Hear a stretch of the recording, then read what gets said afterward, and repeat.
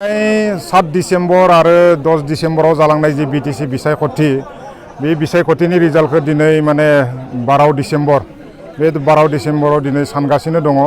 गतिके इतिमध्ये बेलट माने पस्टेल भटनि जि साननाय बियो अलरेडि जोब्बाय आरो पस्टेल भटनि साननायाव जोङो UPPL दला बयनिख्रुइ बांसिन माने जि माने सीट बे सीटखौ जोङो लिड लाबाय थादों आरो बेनि अनगायैबो इतिमध्ये फार्स्ट राउन्डनि जि साननाय बे साननाया जागासिनो दङ। किसुमान माने फार्स्ट राउन्ड साननाया जोब्बाय आरो बेखिनियाव जोङो इतिमध्ये प्राय 40टा आखननि गेजेराव 22टा आखनाव जोङो UPPL दला लिड लागासिनो दङ। गतिके बेनिफ्राय जोङो बेखौनो जोङो माने मोनसे आइडिया खालामनो हायो जे UPPL दला एबार सिंगल लार्जेस्ट मेजरिटी लानानै एबार सरकार जागोना इयो रोखा जाबाय।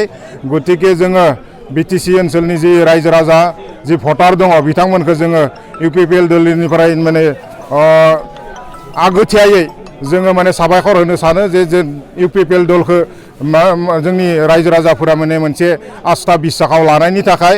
गतिके जोंनि बुंनो गोनाङा बेनो जे इतिमध्ये भट साननाया जाबाय थादों।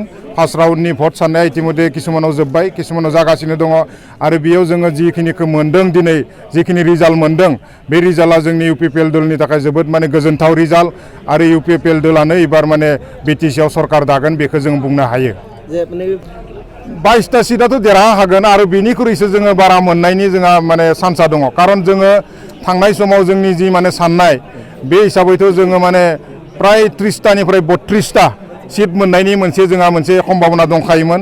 तो गतिके दिनै 22टायाव लिड लादो, किन्तु जोंनि लिड लानायनि जि अनजिमा बे अनजिमाया बांलांगोन होननानै जोंहा फोथायनाय दङ। गतिके दायो जोङो माने पस्टेल भट आरो फार्स्ट राउन्डनि साननायनि उनाव जिखिनि मोनसे लिड लानाय जोंनि माने अनजिमा जोङो मोनबाय। गतिके बेनिख्रुइ जे बांसिन बांगोन बियो माने गुदिनि जि माने दिन्थिनाय बेयावनो जोङो माने रोखा जानो हादों आरो जोङो माने सिंगल लार्जेस्ट मोनसे माने मेजरिटी लानानै UPPL दला एबार सरकार दागोन बिटिसिआव बियो रोखा। प्रमद बर'नि दैदेननायाव मोनसे सरकार जागोन बेखौ जोङो बुंनो हायो। नैबे समाव जोंथ' माने तामुलपुर जिल्ला हिसाबै मोनबा समस्ति दङ जोंहा।